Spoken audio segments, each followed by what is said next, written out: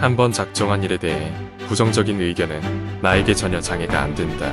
무슨 일이든 할 수 있다고 생각하는 사람이 해내는 법이다. 불가능을 가능으로 만든 오정주영 회장의 주선소 건설 이야기를 알고 계신가요? 정주영이 주선소를 만들겠다고 하자 회사 내부에서도 우리가 무슨 경험이 있다고 주선소를 꿈꾸느냐는 회의론이 만만치 않게 대두되었다. 하지만 정주영의 생각은 달랐다. 아무리 어렵다고 해도 할 수 있다고 믿었다. 당시에 우리나라는 주선소를 지을 만한 돈도 전혀 없었다.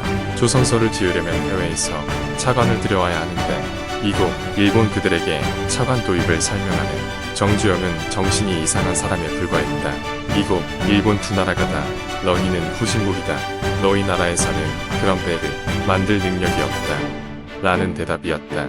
하지만 정주영의 생각은 달랐다. 차관만 해결된다면 조선소를 지어 배를 만드는 일은 어려울 게 없다는 생각이었다. 차관 도입이라는 난제를 풀기 위해서 곧장 런던으로 가 롱바톰 회장을 만났다.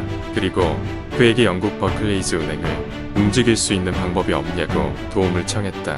아직 선주도 나타나지 않고 한국의 상업 능력과 잠재력도 믿음직스럽지 않아 곤란하다고 롱바톰 회장은 대답했다. 그때 정주영은 바지 주머니에 들어있는 거북선이 그려진 500원짜리 지폐를 꺼내 테이블에 펴놓았다. 이것을 보시오. 이것이 우리의 거북선이요. 당신네 영국의 조선 역사는 1800년대부터라고 알고 있는데 우리는 벌써 1500년대에 이런 철갑선을 만들어 일본을 혼낸 민족이요. 다만 산업화가 늦어져 국민의 능력과 아이디어가 녹슬었을 뿐 우리의 잠재력은 고스란히 그대로 있어. 롱바톰 회장이 머리를 끄덕이며 대형 조선소를 만들어 큰 배를 건조할 능력이 충분하다는 추천서를 버클레이즈 은행에 보내주었다. 영국은행이 외국에 차관을 주려면 액트 영국 수출 홍보증국의 보증을 받아야만 했다.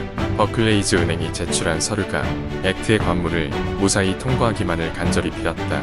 버클레이즈 은행의 부장이 액트 총재와의 면담을 주선해 주었다. 만약에 당신네한테 배를 주문할 선주가 없으면 어떻게 되는 거요? 내가 배를 살 사람이라면 작은 배도 아니고 4~5천만 달러짜리 배를 세계 유수의 조선소들을 제치고 선박 건조 경험도 당신네 배를 사지는 않을 거요.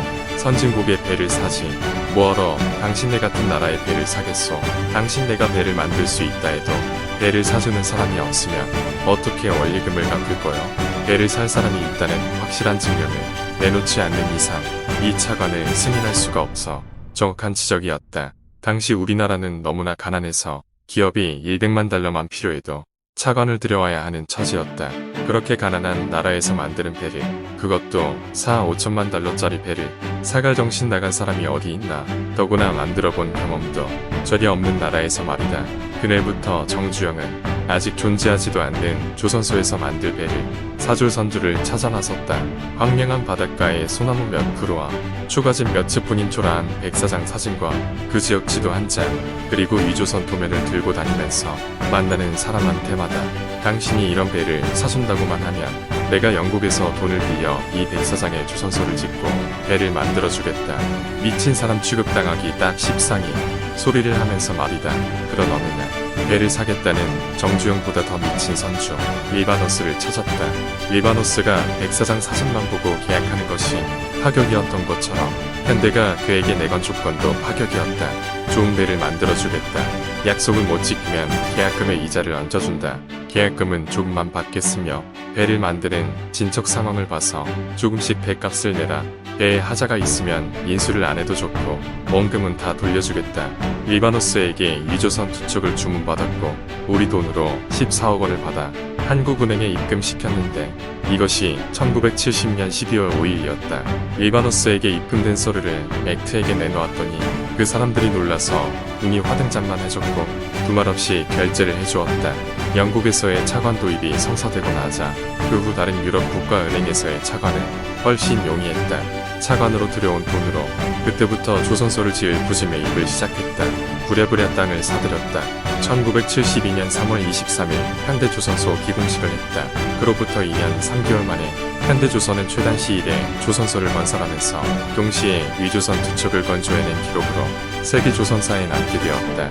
정주영 회장에게는 일단 시작한 일은 무슨 일이 있어도 성공시켜야 한다는 원고집이 있었고 반드시 성공한다는 확고한 신념이 있었다. 한번 부정적인 의견은 나에게 전혀 장애가 안 된다. 무슨 일이든 할 수 있다고 생각하는 사람이 해내는 법이다. 이봐 해보기나 했어. 구독과 좋아요는 저에게 큰 힘이 됩니다. 시청해주셔서 감사합니다.